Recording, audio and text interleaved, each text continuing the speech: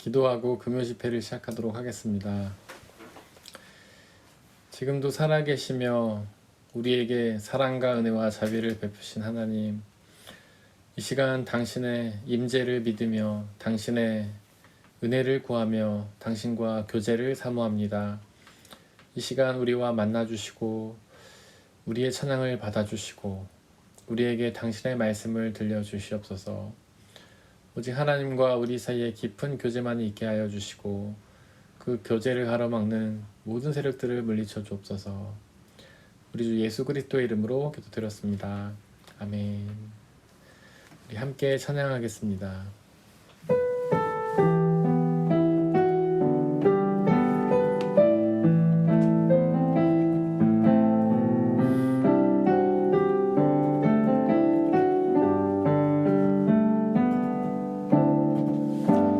십자가 그 사랑 멀리 떠나서 무너진 나의 삶 속에 잊혀진 주네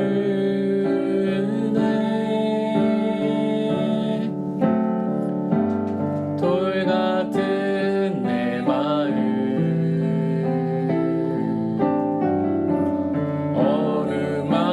어루만지사 다시 일으켜 세우실 주를 사랑합니다. 주 나를 보호하시고 날 붙드시리. 나는 보배롭고 존귀한 주님의 자녀라. 주 나를 보호하시고 날 붙드시리. 나는 보배롭고 존귀한 주의 자녀라. 십자가 그 사랑 십자가 그 사랑 멀리 떠나서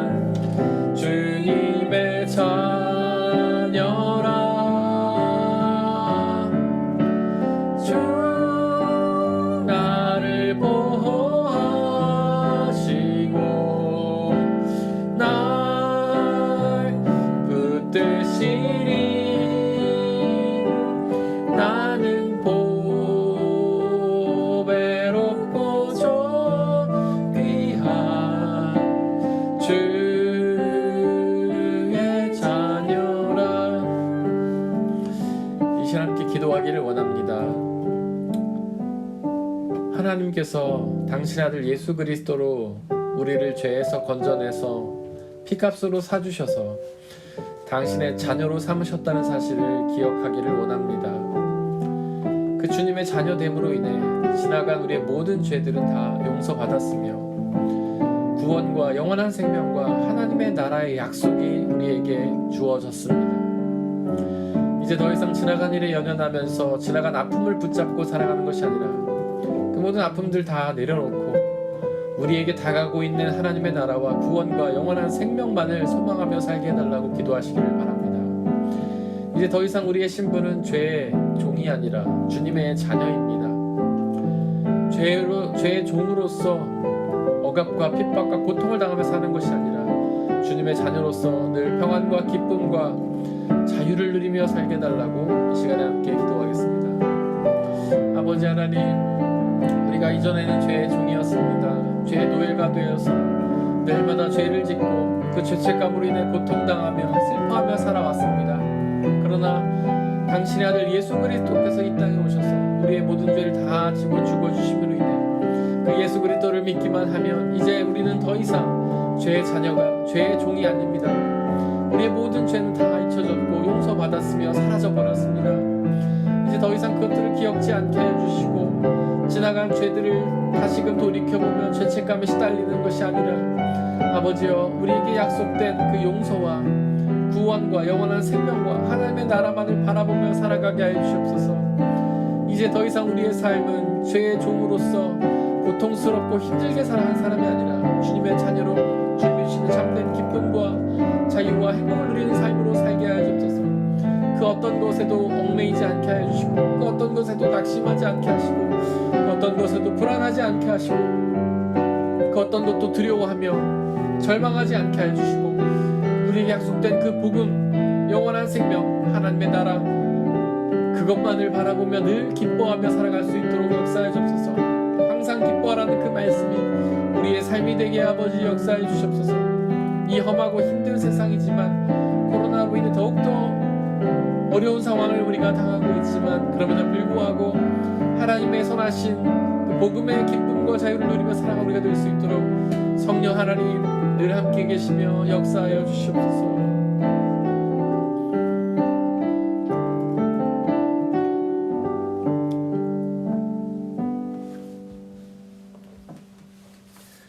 내 주를 가까이 하게 함은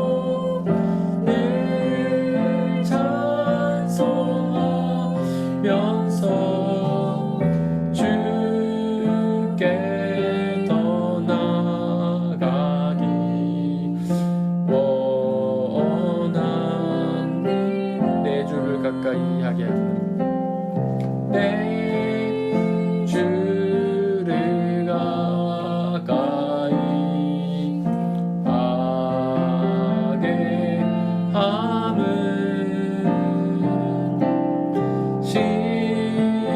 십자가 짐 같은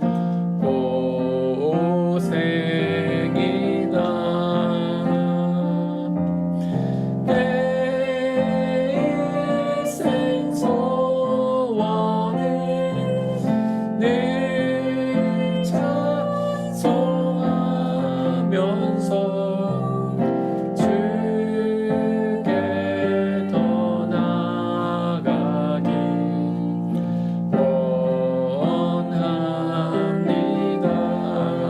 야곱이 잠게요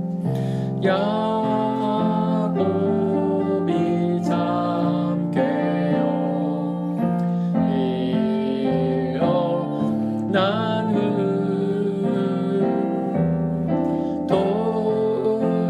돌단을 쌓은 것 본받아서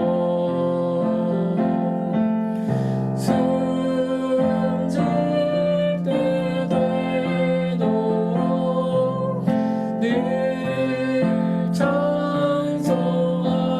찬송하면서 주께 더 나아가기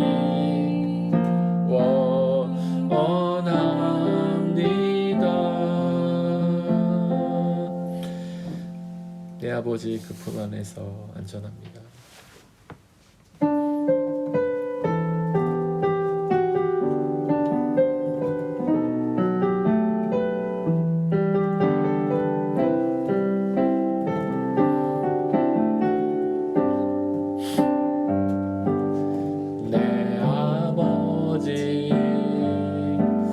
그 품 안에서 내 영혼은 안전합니다. 주 손길로 내 삶을 안으시니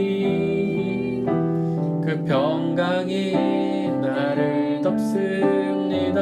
내 아버지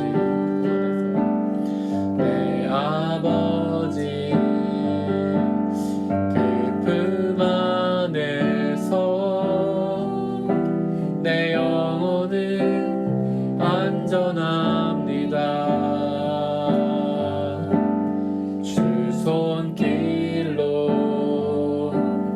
내 삶을 안으시니 그 평강이 나를 덮습니다. 나 비록 넘어지며 흔들리지만 주 내 안에 거하며 나를 붙드시니 내 생각을 주께로 돌리고 주시는 평강의 옷을 입습니다. 주 약속 안에서 내 영혼 평안해 내 뜻보다 크신 주님에게 왜 나 신뢰해 두려움 다 내려놓고 주님만 의지해 주 안에서 내 영혼 안전합니다. 내 아버지 그 안에서 내 아버지 그 품 안에서 내 영혼은 안전합니다. 주 손길로 내 삶을 안으시니 그 평강이 나를 덮습니다. 나 비록 넘어지며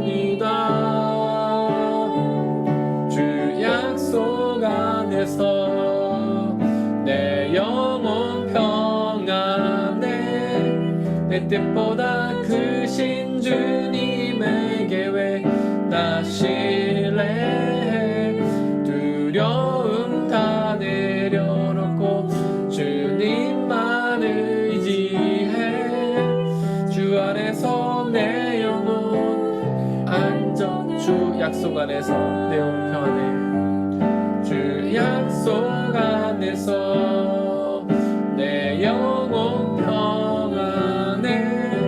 내 뜻보다 크신 주님의 계획 나 신뢰해 두려움 다 내려놓고 주님만 의지해 주 안에서 내 영혼 안전합니다.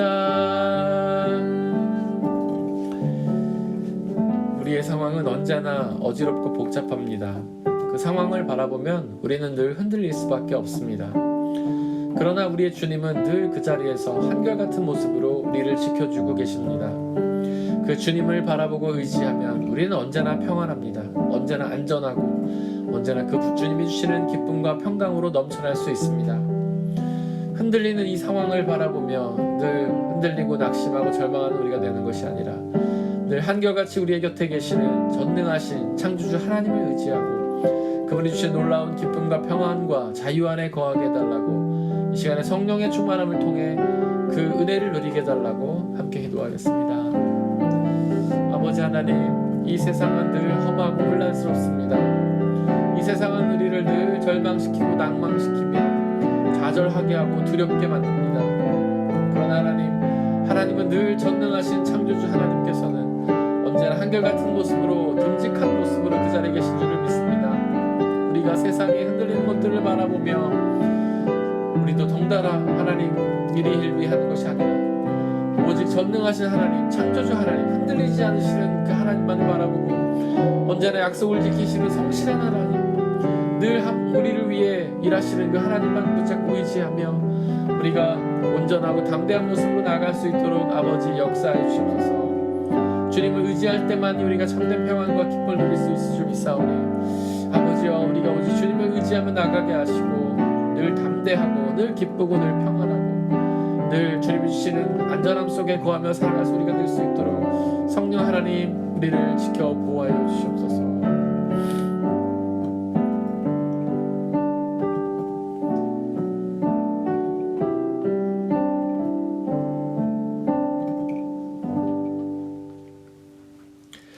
아버지 하나님, 이 시간 간절히 기도하오니 우리에게 당신의 말씀을 들려주시옵소서.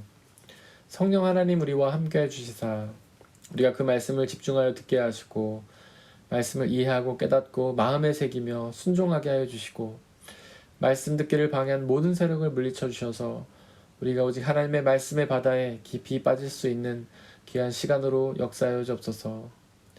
감사합니다. 예수님의 이름으로 기도드렸습니다. 아멘. 말씀을 나누려고 합니다. 오늘은 욥기서 32장 2절 중반 이후의 말씀인데요.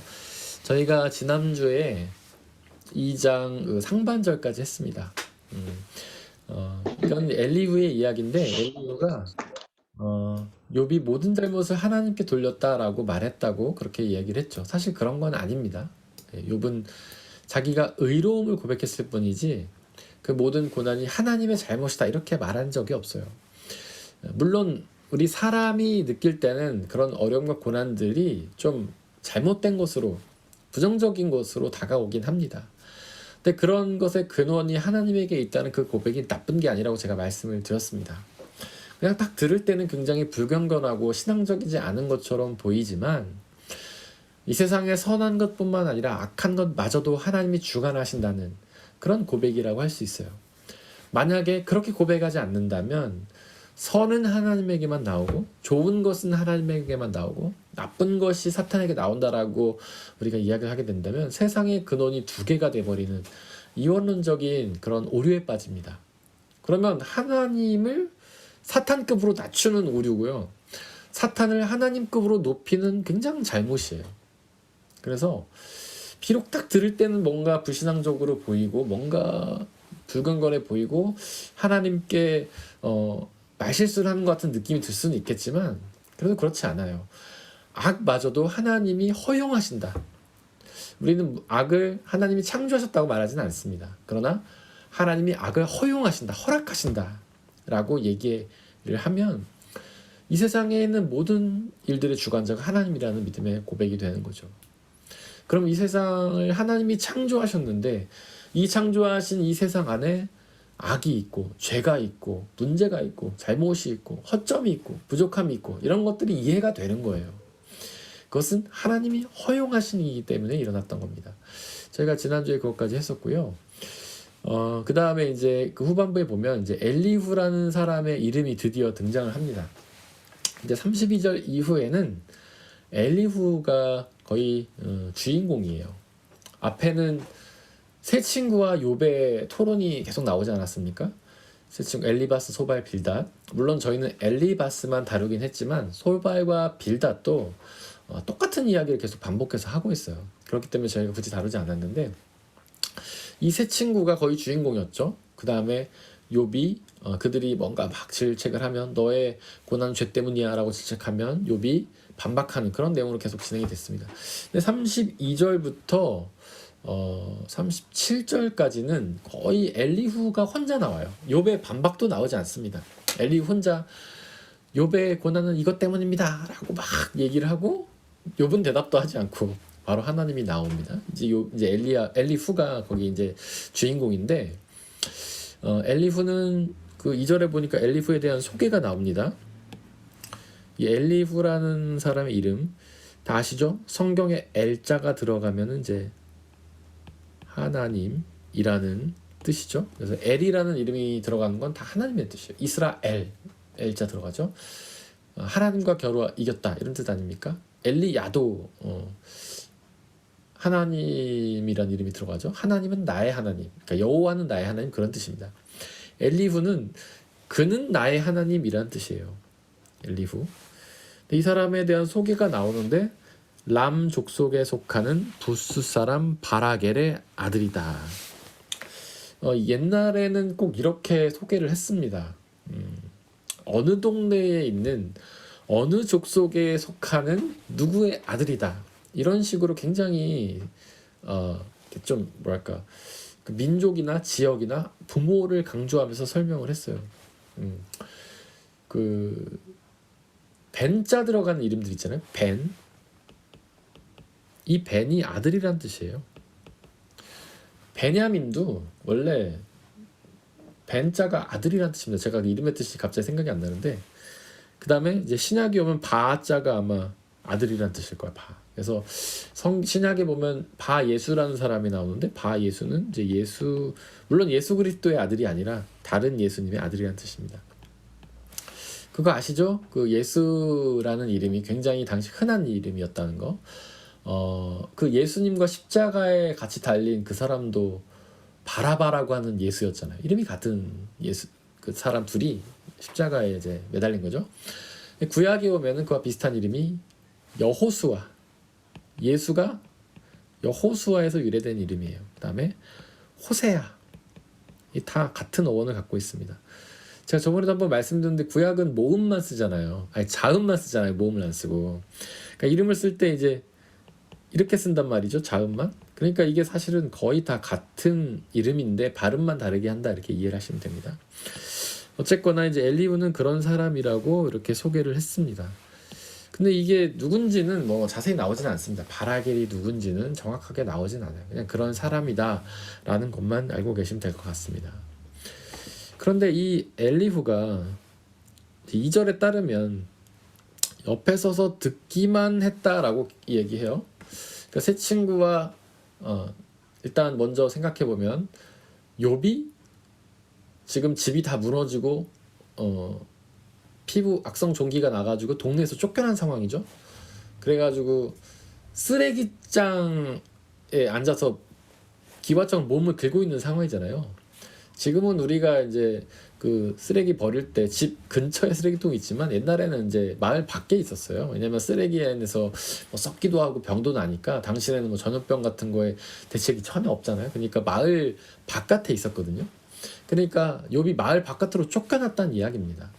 그 쫓겨나서 혼자 쓰레기장에 앉아서 기와장을 긁고 있는데 그 옆에 이제 새 친구들이 와가지고 막 이제 뭐라고 한 거예요. 욥은 아니라고 막 하고. 근데 이 엘리후라는 사람 옆에 서서 듣고 있기만 했다고 합니다. 근데 듣다 못해서 분을 더 이상 참지 못하고 화를 냈다고 합니다. 네. 토론을 하다가 화를 냈다는 것이죠. 제가 그런 말씀 드렸잖아요. 지금 엘리후와 세 친구와 욥의 토론은 신학 토론이었습니다. 신앙 토론이자 신학 토론이죠. 옛날부터 그 모든 거의 신학들이 다 토론을 통해서 이렇게 정립이 되었거든요. 교회 역사에서도 모든 신학은 다 토론을 통해서 정립이 됐습니다. 그래서 건전한 토론이 우리 기독교에서 굉장히 중요해요. 그 유대인들도 그렇고 랍비 세계에서도 그렇고 회당에서도 마찬가지고 토론이 그 안에 반드시 있었습니다. 여러분들 아시죠? 유대인들이 예배 드리는 곳은 두 군데였어요. 성전과 회당. 성전은요 희생 제사를 드리는 곳이죠. 이곳에는 제사장이 있습니다. 성전은 이스라엘에 몇 개 있을까요? 한 개 있습니다. 예루살렘 성전. 그래서 이 사람들이 제사를 매주 드린 게 아닙니다. 필요할 때마다 와서 드린 거예요. 일단 명절이 되면 와서 드리기도 했고, 그 다음에 자기가 하나님 앞에 감사할 게 있으면 와서 제사를 드리기도 했고, 서원할 게 있으면 와서 드리기도 했고, 회개할 게 있으면 와서 드리기도 했어요. 그래서 아주 종종 오는 거예요. 이스라엘에 하나밖에 없었고. 근데 회당은요 각 동네마다 있었습니다. 이곳은 뭐 하는 곳이냐면 예언자가 활동하는 곳이에요. 제가 말씀드렸죠? 예언자가 어떤 사람들인지. 어떻게 예언이라는 말을 딱 들으면 우리는 미래에 대해서 말하는 걸로 생각을 하지만 사실 성경이 말하는 예언은 하나님의 말씀, 성경을 의미하는 거죠. 예언자는요 하나님의 말씀을 전하는 사람이에요. 하나님의 말씀이 적어져 있는데 그거를 그냥 얘기하면 사람들이 못 알아들으니까 해설을 붙이는 사람들입니다. 지금으로 말하면 목사랑 똑같은 사람이죠. 그러니까 우리가 목사 한 수 받을 때 이제 거기 뭐라고 나오냐면 지금의 목사는 구약 시대의 제사장이요 예언자다 이런 말이 나와요. 그러니까 그게 뭐 품격을 높이려고 그런 말 써놓은 게 아니라 역할이 그렇다는 거예요. 우리는 예배라는 것 안에는 이제 제사적인 요소가 들어있잖아요. 희생제사. 예를 들면 성찬을 한다든가 뭐 이런 것들이 제사적인 요소거든요. 그리고 그 안에 말씀을 나누잖아요. 그래서 우리가 드리는 예배는 이 회당 전통과 성전 정통이 섞여 있는 거예요. 어쨌거나 이 회당은 예언자가 활동하는 곳이고 이 안에 성경을 이렇게 가르치는 곳입니다. 그 신약의 예수님 시대에 보면 예수님이 이렇게 회당에 들어가셔서 성경을 가르치셨다 이런 부분 나오잖아요. 그 가르침을 듣고 사람들이 놀랐다. 저 사람은 요셉의 아들이 아니냐. 그게 무슨 뜻이냐면 목수가 아니냐. 목수의 아들이 아니냐. 그런데 어떻게 이렇게 하나님의 말씀 전할 수가 있냐. 사실 예수님은 랍비 교육을 받으시지 않았습니다. 그러나 그렇게 말씀을 전했던 것이죠. 그 구약시대는 예언자 학교가 있었거든요. 엘리야와 엘리사가 스승과 제자 사이 아닙니까? 예언자 학교에서. 그러니까 우리로 치면 신학대학교랑 똑같은 거예요. 예언자 학교라는 것이. 그래서 엘리야가 엘리사를 가르치듯이 교수님이 학생을 가르치듯이 원래 배워야 됩니다. 그래서 랍비로 성장을 해야 회당에 들어가서 말씀을 전할 수가 있었어요. 그러면 어떻게 하냐면 이제 회당에 들어가면 성경이 있어요. 지금 우리는 집에 저희 집에도 저 뒤에 성경이 많은데 여러분들 집에도 성경이 몇 권씩 있죠? 옛날엔 그렇지가 않았어요. 성경이 회당에만 있었습니다. 그리고 전체 성경이 다 있었던 것도 아니에요. 어떤 회당에 가면 이사야만 있고 어떤 회당에 가면 창세기만 있고 어떤 회당에 가면 출애굽기만 있고 그랬어요. 그래서 만약에 다른 말씀이 듣고 싶다 그러면 다른 회당에 찾아가야 됐어요. 그래서 그 가면 어떻게 하냐면 그 앞에 이제 두루마기 성경이 있어요. 그 안에 있는 걸 이제 끄집어내 옵니다. 그 시간이 되면. 그러면 그 예언자, 그러니까 말씀을 전하는 사람이죠. 그 사람이 그걸 읽어요. 뭐 욥기라면 욥기 이렇게 자기가 옳다고 주장하면서 이렇게 읽습니다. 그리고 나서 이제 설명을 하는 거예요. 그 다음에 어떤 순서가 꼭 있냐면 서로 토론을 하는 순서가 있어요. 질문을 주고 받는 거예요. 그러면 성도들이 이제 일반 신자들이 막 질문하면 예언자들이 답변해주고 그러는 거예요. 예수님도 그런 거 하셨던 거 아니에요? 예수님이 이사 그 회당에 들어가셔서 예언자 이사야의 글을 읽으신 다음에 오늘 이 말씀이 너에게 이루어졌다 막 그러면서 사람들이 얘기하고 막 그런 장면이 나오잖아요.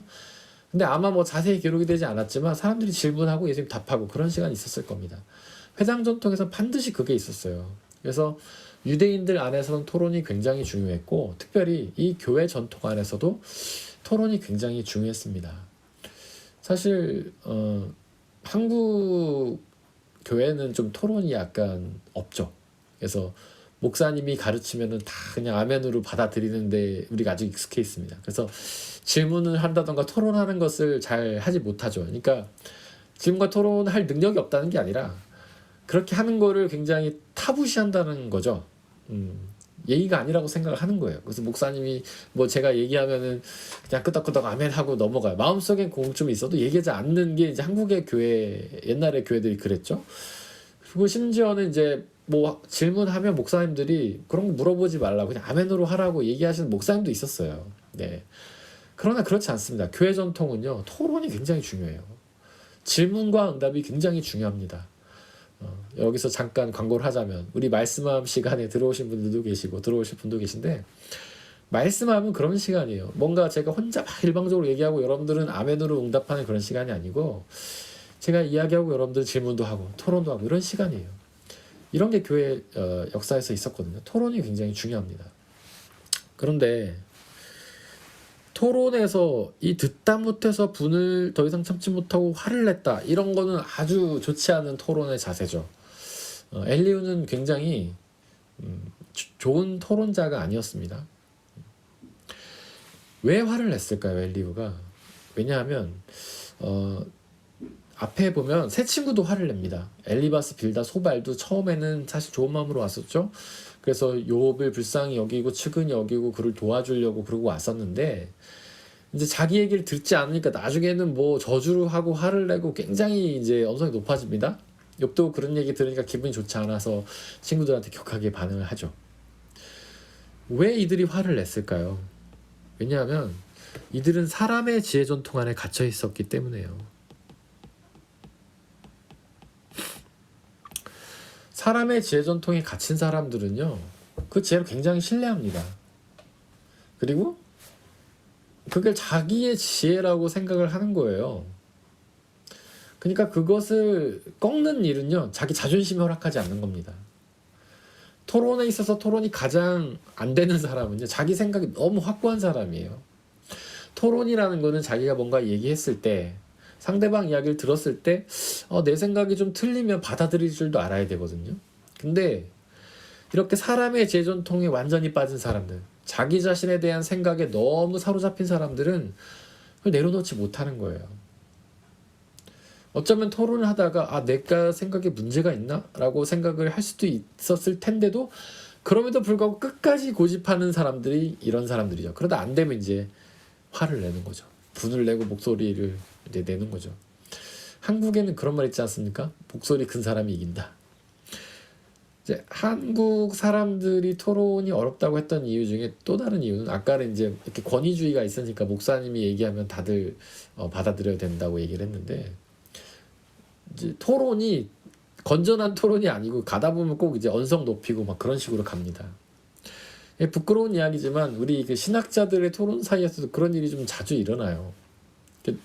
토론회에 가보면 서로 이제 어떤 학문적인 주제를 가지고 서로 토론을 하다 보면 약간 열을 이제 내는 거죠. 화가 나는 거죠. 네.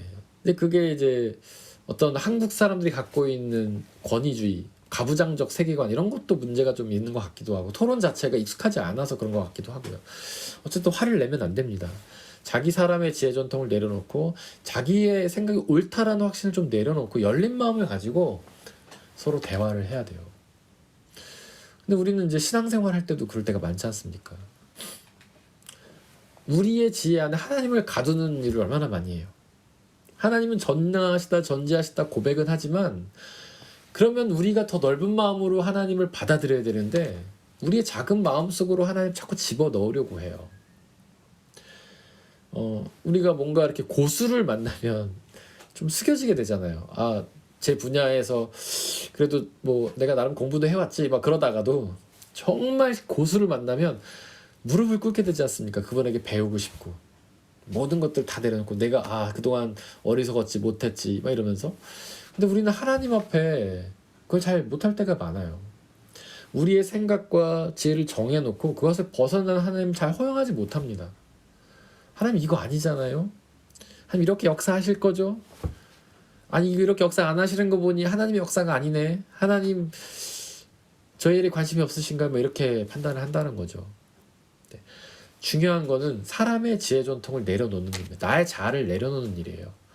사람의 지혜는 완전하지 않습니다. 맞는 부분도 있어요. 근데 완전하진 않아요. 앞서서 새 친구가 했던 이야기가 완전 틀린 이야기는 아닙니다. 죄를 지어서 고난 받는 사람도 있어요. 죄를 지었는데 예수님 믿지 않고 그런 사람들은 지옥의 벌을 받죠. 인과응보가 맞습니다. 그러나 신앙적인 법칙은 그게 아니라는 거죠. 우리가 죄를 지었어도 예수님을 믿으면 용서받는 것이 바로 성경의 원리고 신앙의 법칙이라는 거예요. 그래서 사람의 지혜가 맞는 데도 있지만 틀린 데도 있다는 거죠. 사람의 지혜를 의지하는 사람은 그거를 마음속에 분명히 기억을 해야 돼요. 사람의 지혜 전통은 다 맞는 게 아니다. 뭐 사람의 지혜 전통에 보면 속담이라고 할 수 있을 텐데 속담 중에도 서로 이렇게 모순되는 거 굉장히 많지 않습니까? 네.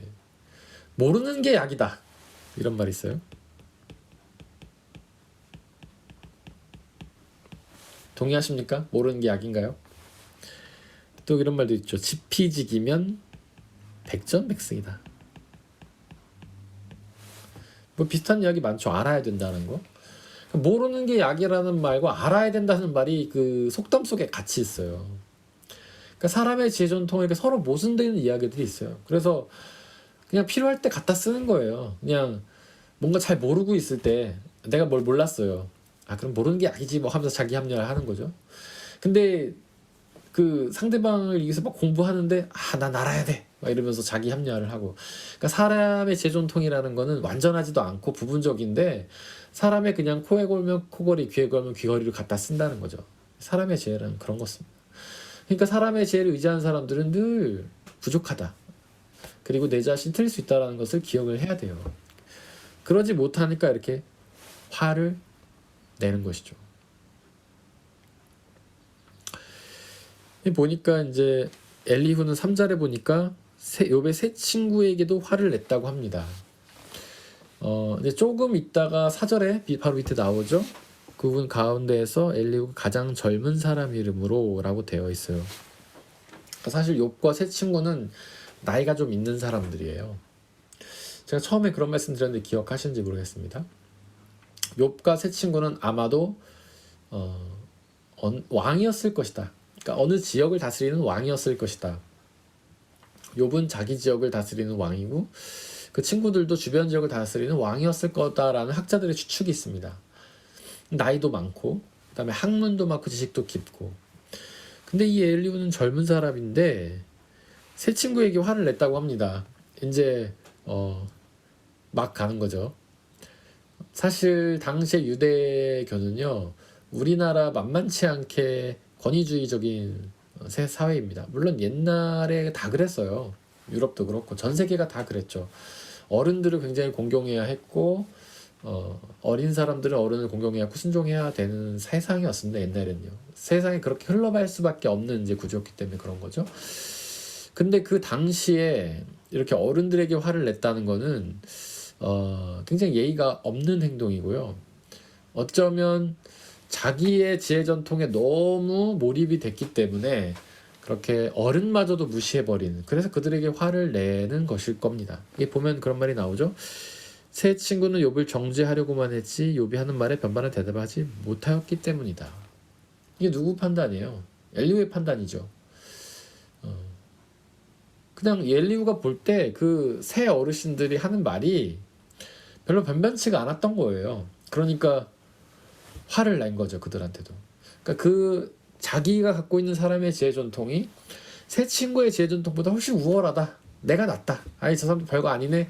라는 어떤 교만함과 상대를 무시하는 마음이 생기니까 화를 내버린 겁니다.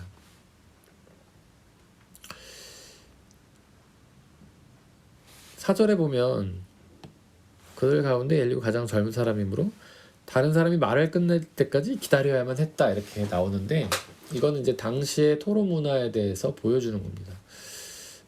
당시에 이제 제가 아까 토론하는 그런 문화, 교회 안에도 토론하는 문화가 있었다라고 얘기를 했는데 그래도 뭐 누구나 막 말하면은 너무 이제 그 규칙이 없이 복잡하니까 나름 규칙이 있었던 거예요. 그래서 가장 어른부터 한마디씩 하는 그런 식의 토론 방식이었던 겁니다. 그래서 엘리후는 가장 젊기 때문에 어르신들이 말이 끝나야지 말을 할 수가 있었던 거예요. 근데 이런 토론은 물론 토론 자체가 좋은 것이긴 하지만 좋은 결론이 나오기는 어렵죠. 네. 이제 저도 그런 경험을 많이 했지만 어디선가 토론할 때 어른들이 뭐 이렇게 좋겠습니다 얘기하면 젊은 사람들이 그거 아닌데요 하긴 쉽지 않지 않습니까? 네. 그걸 거부하기가 어렵죠. 그래서 좀 이렇게 권위적인 사회는 좀 변화가 쉽지 않아요. 개혁이 쉽지 않고 그냥 보수적으로 갈 수밖에 없는 것 같아요. 그냥 어른들이 물론 뭐 표면적으로는 토론인데 어른들이 한 얘기가 그냥 결론처럼 내려져 버리는 것이죠. 우리나라에서도 저는 그런 거 많이 경험했습니다. 어디 모임 같은 데 가면 그냥 어른들이 정하면 그냥 쭉 가는 거죠. 근데 제가 독일에 처음에 유학 가서 굉장히 놀란 것 중에 하나가 뭐냐면 이제 수업을 들어갔는데 처음에는 이제 독일의 수업이 여러 종류가 있잖아요. 앞에서 강의하면은 앉아서 듣고 이런 것도 있고 또 어떤 거는 세미나 수업 같은 경우에는 그냥 주제만 던져주고 계속 토론만 하는 것도 있어요. 그룹별 토론도 하고 서로 같이 토론하고. 근데 강의하는 수업에도 마지막에 토론 시간이 꼭 있습니다. 그래서 교수님이 수업을 뭐 한 1, 20분 먼저 끝내고 꼭 질문을 받고 토론하는 시간을 가져요. 근데 저는 너무 문화 충격을 받았던 게 이제 저희 지도 교수님 수업을 들어갔는데 어떤 학생이 이제 제가 딱 봐도 이제 어려 보였어요. 뭐 대학 막 들어온 학생. 근데 교수님한테 질문을 하는데 서로 토론을 하는데 이게 제가 100%는 못 알아들었지만 어쨌거나 굉장히 설전이었다. 이 학생도 뭐 교수님 말씀하신다고 네 알겠습니다 이러지 않고 계속 또 질문하고 뭐 아니다 하고 막 이렇게 하면서 토론이 오래 가더라고요. 근데 좀 약간 격양은 됐어요. 뭐 흥분한 게 아니라 이제 뭔가 확신 있게 얘기를 하다 보면 목소리도 커지고 막 이러잖아요. 근데 그러기는 했는데 마지막에 잘 이렇게 아무도 뭐 얼굴 붉히거나 하지 않고 잘 이제 토론이 끝났고요. 그런 토론을 질문을 할 수 있다는 학생의 자유스러움도 굉장히 저는 충격적이었고 그런 질문을 받아주시는 교수님도 굉장히 저는 문화 충격이었습니다. 굉장히 신선한 충격이었고 어쩌면 저는 그때 그런 생각을 했어요. 이렇기 때문에 독일이 여러 가지로 발전을 했구나. 학문적으로도 굉장히 앞서 있고 신학으로도 세계 최고거든요. 뭐 어떤 사람들은 미국이나 독일 양대 산맥이라고 하는데 사실 솔직히 미국은 좀 실제적인 부분으로 많이 나갔어요. 그러니까 실천적인 부분. 본질적인 부분은 독일을 따라할 수 없어요. 그래서 본질적인 부분이 아니라 그분들은 아예 그냥 실천적인 부분으로 접근을 해버렸고 본질적인 부분은 독일이 최고로 앞서 있죠. 그다음에 철학도 마찬가지고 지금 유명한 위대한 철학자들 보면 거의 독일 사람들이잖아요. 옛날에도 그랬죠. 뭐 헤겔이니 칸트니 뭐 그다음에 어떤 유명한 사람들 있죠. 최근에까지도 독일어권에 굉장히 유명한 신학자들이 철학자들이 많잖아요. 뭐 니체도 마찬가지고 우리 신학자들도 최근에 굉장히 전 세계를 이렇게 주도하는 신학자들이 많이 나왔습니다. 제가 가끔 언급하는 바르트라든지 물론 그 사람은 독일 사람은 아니긴 하지만 독일어권에 속한 사람이죠. 스위스 사람.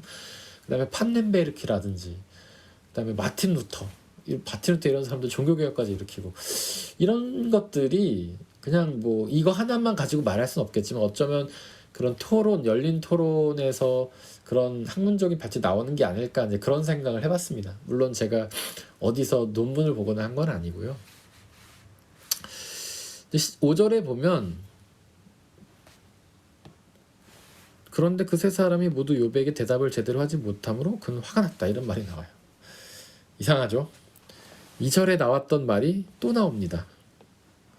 3절에 나온 말이 5절에 또 나와요. 근데 이게 이제 제가 뒤로 훑어가면서 이제 조금 이 중간 부분은 제가 빨리빨리 넘어갈 건데 똑같은 말이 굉장히 많이 반복이 돼요. 그다음에 다음 절을 보면 6절에 또 뭐라고 나오냐면 부스 사람 바락의 아들 엘리후가 말했다. 이게 또 나오죠. 아까 제가 얘기했잖아요. 이 엘리후가 바라겔의 아들 부스 사람 뭐 이런 얘기 했지 않습니까? 근데 6절에 또 나와요. 참 이상한 일이죠. 계속해서 반복이 됩니다. 근데 앞부분과 32장 앞부분 31장까지와 32장부터가 글쓰기가 완전히 다른 거예요. 저희가 앞서서 그 새 친구와 욥의 토론을 봤지만 굉장히 문장이 잘 써져 있잖아요.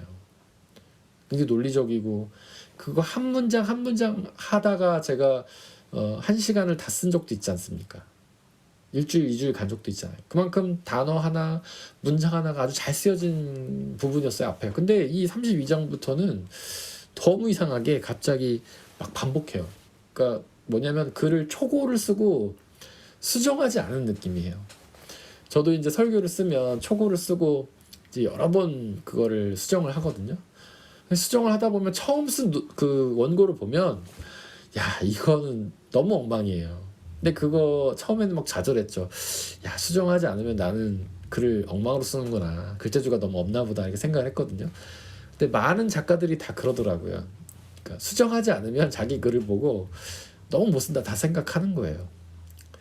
근데 이게 32장부터 나오는 그 엘리후에 관한 글들이 마치 수정하지 않은 초고를 그대로 옮겨놓은 듯한 느낌이에요. 계속 똑같은 말 반복하고요. 그 다음에 그 7절에 보면 비슷한 얘기 또 하죠. 오래 사신 분들 뭐 이렇게 얘기하면서 나이 연세 드신 분들 얘기하고 이래서 이제 학자들이 추측을 하기로는 아마도 32장은 나중에 누군가 추가한 게 아닐까 이런 추측을 합니다. 네. 이런 게 어떻게 이상하게 들리실 수도 있겠는데 그냥 너무 성경을 봤을 때 이상하거든요. 31장까지는 너무 논리적이고 글도 잘 썼고 근데 32장부터 너무 내용이 뒤죽박죽이고 수정돼도 안 된 부분들좀 나오고 그리고 제가 아까도 언급을 했지만 앞부분은 새 친구와 욥의 서로 토론인데 32장부터는 욥이 안 나와요. 엘리 혼자 말합니다. 새 친구도 한마디도 안 해요. 이런 걸로 봤을 때는 너무 앞에랑 얘기 글의 성격이 다르다. 그래서 나중에 누가 추가한 거 아니냐 이런 추측도 하는 사람들도 있습니다. 하지만 그럼에도 불구하고 이제 전체적인 주제는 이제 통한다고 볼 수 있어요. 어쨌든 욥의 고난의 이유가 무엇인가라는 주제죠. 더 나아가서는 왜 욥이라는 의인이 고난을 당하는가에 대한 주제입니다. 그래서 새 친구는 그 질문에 대한 대답으로서 욥이 죄를 지어서라고 대답을 했고 엘리후는 또 다른 이제 답을 주고 있는 거예요. 그건 이제 나중에 다시 한번 이야기를 하겠습니다. 그리고 이제 6절, 7절에 보면 6절에 보면 이제 오래 살아오신 분들이니만큼 지혜가 많으실 거니까 듣기만 했습니다. 말씀하시도록 하려고 생각했습니다. 이렇게 얘기를 했고요. 근데 이제 8절에 이런 말을 합니다. 사람에게 슬기를 주는 것은 사람 안에 있는 영, 곧 전능하신 분의 입김이라는 것을 알았습니다. 여기서 영은 저희가 잘 아는 이야기죠. 성령이라고도 할 수 있는데 히브리어로 하면은 루아흐입니다. 그 다음에 헬라어로 하면 푸뉴마죠. 근데 입김이라는 단어가 나와요. 입김은요 네샤마라는 단어예요. 네샤마. 비슷한 뜻이에요. 영은 원래 무슨 뜻이죠? 영은 성령이라는 뜻도 있지만 숨, 호흡, 바람 이런 뜻이 있거든요. 숨, 호흡 이렇게 하면 입김이 되잖아요. 그래서 네샤마나 루아흐는요 거의 같은 뜻의 다른 단어라고 이해하시면 됩니다. 이 네샤마에도 바람이라는 뜻도 있어요. 성령도 우리가 여러 가지 이름을 부르지 않습니까? 성령, 뭐 예수님의 영, 하나님의 영, 그리고 보혜사 이런 말도 쓰잖아요. 그래서 성령의 다른 이름이다 이렇게 이해를 하시면 돼요. 근데 많이 쓰이지는 않고 보편적으로 쓰이는 것은 루하흐라는 말입니다. 그러니까 8절 말씀에 보면 엘리후가 볼 때 사람에게 슬기를 주는 것은 사람 안에 있는 영, 전능하신 하나님의 성령이시다라는 것을 알았다는 겁니다. 성령이라는 게 이제 쉽게 말하면 우리가 영이라 그러면 좀 신비롭게 생각할 수도 있지만 마음과 생각이라고 할 수 있어요. 그러니까 성령은 우리 마음과 생각 안에 존재하시는 분이죠. 그 성령님께서 우리 마음과 생각 안에 계시면서 우리에게 슬기를 주신다라는 지금 고백을 하고 있는 거예요. 그래서 여기서 엘리후가 정작 말하고자 했던 건 뭐냐면 나이 많다고 해서 똑똑한 게 아니고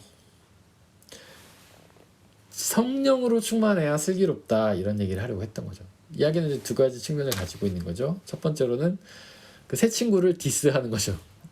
너네 나이만 많이 먹었지 안 똑똑하구나 이런 얘기를 하고 싶은 거예요.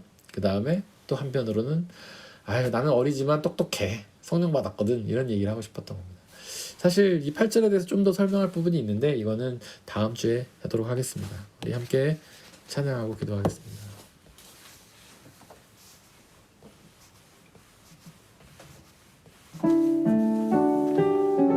오소서 진리의 성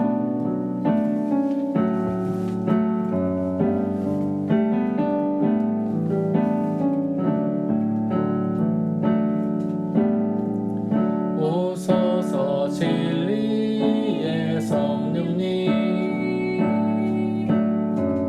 이 땅을 들며 임하소서 거짓과 타면 죄악에 무너진 우리 가슴 정케 하소서 오소서 은혜의 성령님 오소서 은혜의 성령님 하늘 가르고 임하소서 거룩한 불꽃 하늘로서 임하사 타오르게 하소서 주 영광 위해 부흥의 불길 타오르게 하소서 진리의 말씀 이 땅 새롭게 하소서 은혜의 강물 흐르게 하소서 성령의 바람 이 땅 가득 불어와 흰 옷 입은 주의 순결한 백성 주의 영광 위에 이제 일어나 열방을 치유하며 행진하는 영광의 그날을 주소서 부흥의 불길 타오르게 하소서 부흥의 불길 타오르게 하소서 진리의 말씀 이 땅 새롭게 하소서 은혜의 강물 흐르게 하소서 성령의 바람 이 땅 가득 불어와 흰 옷 입은 주의 순결한 백성 주의 영광 위에 이제 일어나 열방을 치유하며 행진하는 영광의 그날을 주소서 이 시간 함께 기도하길 원합니다. 나이가 많다고 해서 공부를 많이 했다고 해서 지혜로워지는 것은 아닙니다. 물론 사람의 지혜로는 가득 차겠지만 그 지혜는 불완전하기에 진정한 지혜라고 할 수 없습니다. 정말로 지혜롭기 위해서 우리는 하나님의 지혜로 가득 채워야 합니다. 하나님의 지혜를 채우기 위해서는 성령의 충만함이 필요합니다. 날마다 말씀을 묵상하고 기도하면서 성령의 충만함을 해달라고 그래서 그 하나님의 지혜로 이 세상을 지혜롭게 살아가게 해달라고 함께 기도하겠습니다. 아버지 하나님 역사를 주시옵소서. 우리는 너무나 많이 세상의 지혜를 쫓아가고 있습니다.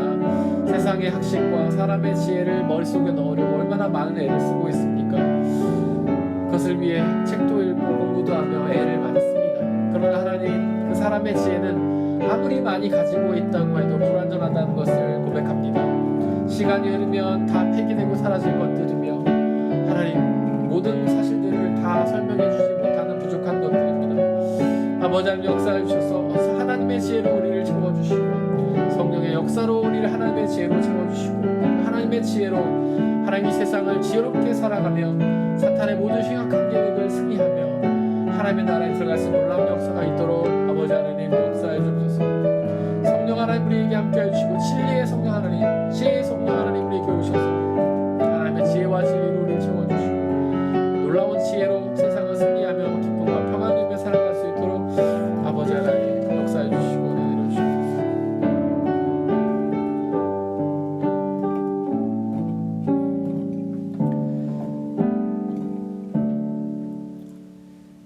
하나님 아버지, 우리는 어리석게도 너무나 많은 시간을 사람의 지혜를 구하기 위해 노력해왔습니다. 사람의 지혜는 완전하지가 않습니다. 시간이 흐르면 폐기될 것이며 하나의 지혜가 많은 것들을 설명해주지 못합니다. 이제 더 이상 사람의 지혜에 연연하지 않고 오직 하나님의 지혜를 소망하며 나아가게 하여 주옵소서. 날마다 말씀을 깊이 묵상하고 기도로서 하나님의 은혜를 구하며 성령의 충만함을 통해 진리의 영이신 성령 하나님 주시는, 지혜의 영이신 성령 하나님 주시는 하나님의 지혜로 가득 차게 하여 주옵소서. 그 지혜를 통하여 이 세상을 넉넉히 승리하며 사탄의 모든 계략과 계교를 이겨내며 하나님 주신 참된 기쁨과 자유를 누리며 하나님의 나라에 들어가는 놀라운 역사로 인도하여 주옵소서. 우리 주 예수 그리스도의 이름으로 기도드렸습니다.